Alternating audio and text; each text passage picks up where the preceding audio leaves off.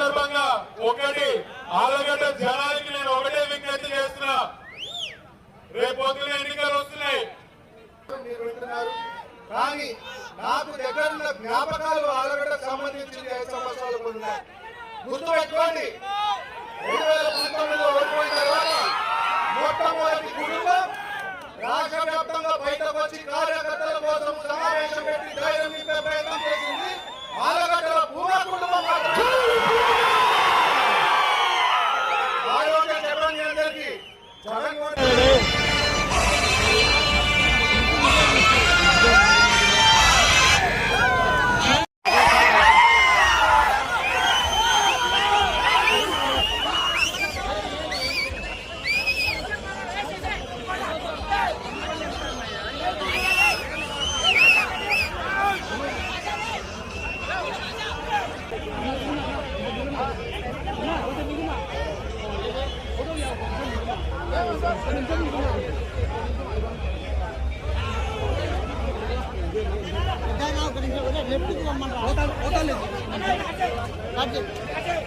ముందుకు